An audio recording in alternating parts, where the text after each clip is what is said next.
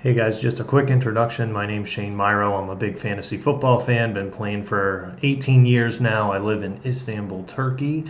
So a little different here than people waking up in America every day. But just wanted to provide some fresh takes in terms of my analysis on first round talent, how I kind of approach a draft, and how things are a little bit different this year. I'm going to be in 6 leagues this year. I have a couple PPR, half PPR. I'm running 2 leagues as well. I'll be doing a 12-team PPR and a guillotine league for the first time. So for this just provides a lot of value for me because it makes me think a lot about kind of my picks, how I approach it, and things that are going to be different going forward. So just a lot in terms of roster construction. Let me just first say that it all depends on kind of where you're drafting and who you're drafting against too. And I see a lot of guys mention that, from Matthew Berry to Evan Silva, Adam Levitan. I'm big fans of all these guys, but what they really impress upon is that it really depends on where it is that you're drafting and what is available at those rounds. When they say they're not happy about a guy or they're not high on a guy, it doesn't mean that they don't like that guy at all, but it means in terms of the value in which that guy becomes available. If they're maybe they're not going to be taking Justin Herbert in the first round, but if Justin Herbert's still there in the fifth, they're going to be jumping all over him. So there's just that's one thing that I really wanted to impress when looking at a draft, is being able to see exactly where these guys fall, and that really is dependent on who it is that you're drafting against. And where those guys are going to be available in your rounds going forward. So I'll go ahead and go through just my top 12 picks that I have now for the first round. Obviously, the 101 that we've got is Justin Jefferson. Boom weeks were just too much. I was lucky enough last year to have Jefferson and then took Tyreek Hill on the way back, and both of them killed it for me last year. So it was a really good season for them. Jefferson did have two, real rough games during the season. One, unfortunately, in the playoffs against Green Bay that just was not good. But week in and week out, this dude is the unquestioned number one receiver in the league. He makes ridiculous catches, has just very, very high upside every week, and is one of the sure bets to be able to boom almost every single week for you. And I think he's really the unquestioned 101 in PPR. If you don't want to take him, that's totally up to you, but as of right now, most experts are saying Jefferson is that dude. The 102 for me, I would be going with Cooper Kupp. And the big thing is the boom weeks, right? He was on a point per game basis better than Jefferson, better than any player in the league by a little bit of a margin too. I think it was 2 points that they had above that, of last season before he got injured. And I think he's just going to smash this year. The Rams are going to be in position to be able to throw a lot. They don't have a great team, and I think that kind of plays into it. But Stafford's back. He's healthy. Cooper Kupp, all signs are that he's healthy too. He came down with a little bit of a hamstring injury about a week ago, but I think he's going to be fine and ready to go for the start of the season. And that dude is going to crush this season. Just wait and see. The 103, I went with Jamar Chase. He's an absolute dog. I mean, this guy, he was likely going to end up with more touchdowns than Jefferson and Kupp.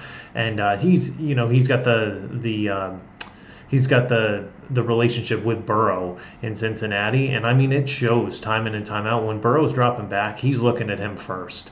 I mean, Burrow's a great quarterback, but Chase just has a knack for being able to get open, and he's super elusive once he gets the ball in his hands, and I don't think a lot of people realize that.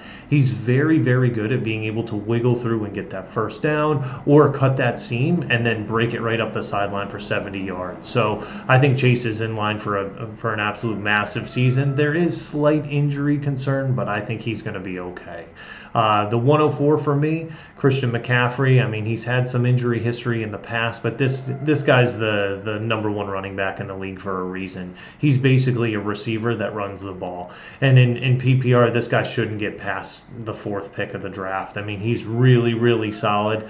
And just week in and week out, he's going to provide an extra floor of consistency that most of the other running backs can't even touch. For the 105, we've got Tyreek Hill. He came out and guaranteed 2,000 yards this year before the season, but I don't know. That's going to be kind of tough to be able to do. And you could see the games that he had. He's pulling in games where he's got 180 yards per game, 170, 175. Like, those are really solid games that he's getting, and he's doing that on like 9, 10 catches.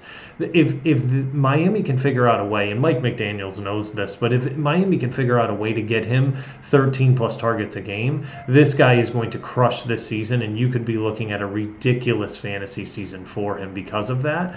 And just two other things I wanted to mention was, he had a big prove-it year last year with, obviously, Miami paid him big money, but he had to prove that he could actually be productive without Patrick Mahomes, and he was able to go and do that, and then also be able to prove that he could do this alongside Jalen Waddle, and both of them were able to crush last year.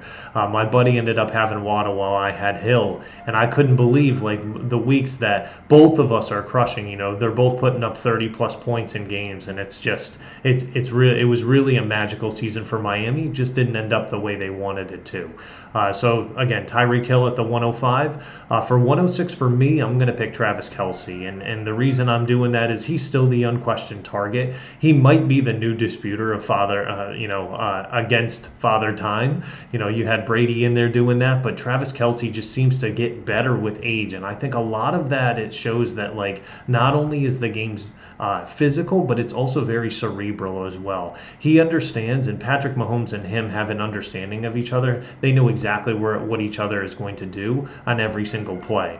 Even if Travis Kelce isn't running the exact route that he's supposed to, Patrick Mahomes is still finding ways to get him the ball, and he's having some absolutely crushing games, especially when it comes to later in the season fantasy weeks. Look at the playoffs this year, who they're going to be playing, Cincinnati and stuff. Definitely going to see Kelce show up in those games in a very, very big way. He's shown that he's very matchup proof, and just being able, people can't scheme him out of games. He does very, very well. The 107 for me, I'm going to go Austin Eckler. No one has more touchdown production over the last 2 seasons. He is him. He is that guy. So expect some natural touchdown progression with the upgrades made in LA. And I mean, you're looking at this. Last year, they had a lot of problems along their offensive line. They lost Rashawn Slater for the year pretty early in the season, and they just had issues. I mean, you saw the way Herbert was playing hurt a lot of the year, but the addition of Quentin Johnson, and hopefully, fingers crossed, a healthy Mike Williams and a healthy Keenan Allen could mean big things for him. Oh, and I mean, don't forget the addition of Kellen Moore, too.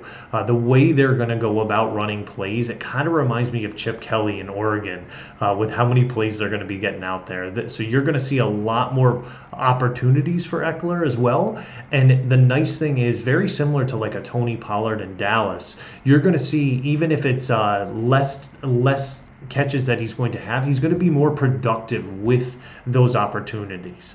So again, 107, I have Eckler there. At 108, I'm picking Saquon Barkley. There were concerns about his contract, but those are now gone. And even though I still think he's underpaid, I still think he's going to have a great season. The Giants knew they wanted a healthy and a happy Saquon. They need him, and he's going to crush it this year. He is the cog that makes the Giants offense work. And I can't reinforce that enough. If he's not there, the Giants don't win half as many games as they did last year. So, and I think they knew that, but the attitude that he took is, I'm going to show up, I'm going to work hard, and I'm going to get it done this year. And I'm really hoping that turns into a massive payday for him at the end of this year. So I expect really big things from Saquon. Again, a punishing runner and a very, very good catcher as well of the football. I really think he's going to have a great season. 109 for me, I will go with CeeDee Lamb.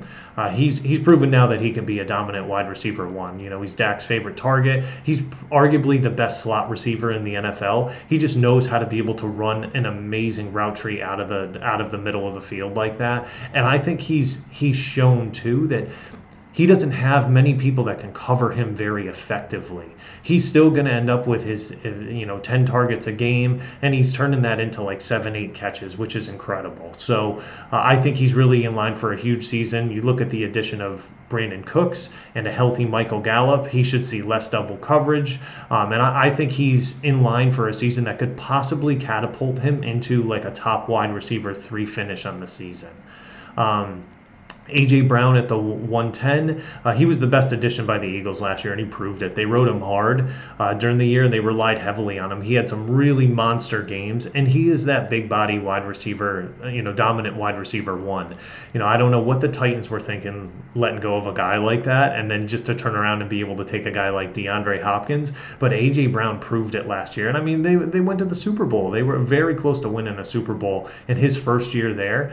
I really think him and Jalen Hurts are just going to be better this year together, and that's going to really come to fruition. And I think you should see that early and often. At the 111, Stefon Diggs. Has anyone been really more reliable than Stefon Diggs since he was traded to Buffalo? This dude just seems to keep producing year in and year out with Allen. They have great chemistry together, and they form such a dominant tandem. Yet it seems like drafters have become complacent with him. They just are kind of bored with his stats. This guy, year in and year out, just continues to produce over and over and over again, and it really shows up like in fantasy weeks. Like, he is good every single week for at least 15 to 17 points in PPR, and I really think that's a solid floor to have. There's not a lot of guys that are gonna have that floor to them. I really like Stefon Diggs this year. Please don't make the mistake of getting bored of him. He's gonna be a great wide receiver 1 again this year, and has a legitimate chance to finish top 5 at the position. Don't forget, too, one last thing on that. Allen played hurt for a while last year, and that definitely had an effect on him. So just keep that in mind. I know they had some rumblings in the offseason about he wasn't happy and stuff. Listen, if you don't finish in the playoffs the way you think you should have, of course you're going to have that same attitude, and you're going to come in and not feel good about getting back to it. Look at the way things ended the year before, where they lost to Kansas City in the playoffs. That was absolutely devastating. And to be back in that situation again last year and get beat again, that just does not feel good for the Bills. So Stefon Diggs is probably wondering about that, but don't think that's going to have any impact on him going forward this year. I really think he's in line to absolutely crush it with Josh Allen this year.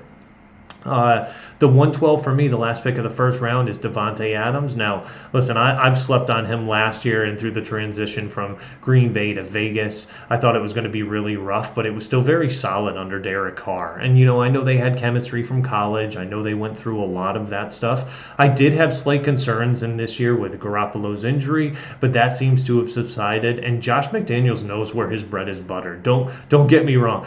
Josh McDaniels knows this. His bread is buttered right in between the cheeks of Davante Adams. This dude will be in line for 180 targets again this year. He's produced at a very high level consistently when he gets that kind of attention. And I really think, and this is a sad piece of it, but I really think the absence of Jacobs does nothing but boost the value for Adams. It's going to make them rely more heavily on him. So I really think that's a good thing. One last piece on it too. Jakobi Meyers being there, I think, also takes a little bit of coverage away, a little bit of attention away from Adams. Now, I don't think they're even in the same realm of wide receiver, but I do think Jakobi Meyers is someone that you have to account for. And if Hunter Renfrow if they're running him out there too, I really think that you can't just double up Davante all the time. Thanks again, guys. Those were my top 12 picks for the first round. Any questions you have, let me know. Thank you.